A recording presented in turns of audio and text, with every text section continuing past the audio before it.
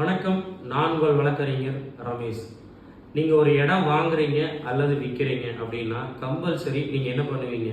அந்த டிராஃப்ட் எப்படி இருக்குது, டைட்டில்லாம் கரெக்டாக இருக்கா, எல்லாமே செக் பண்ணுவீங்க. ஒரு பட்டா செக் பண்ணுவீங்க, ஒரு ஈசி செக் பண்ணுவீங்க. அதுக்கப்புறம் ஓகேன்னு சொல்லிட்டு நம்ம டாக்குமெண்ட்டை கரையத்துக்கு போயிடுவோம்.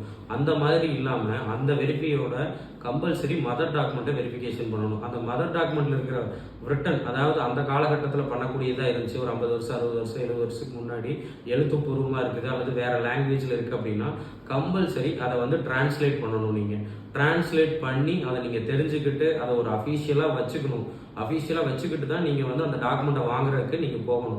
அப்படி இல்லாமல் நீங்கள் போகிறீங்க அப்படின்னா அதில் என்ன இருக்குது அப்படிங்கிறது நீங்கள் தெரியாமலே வாங்குறீங்க அப்படின்னா நாளைக்கு ஒரு லீகல் இஷ்யூ வருது.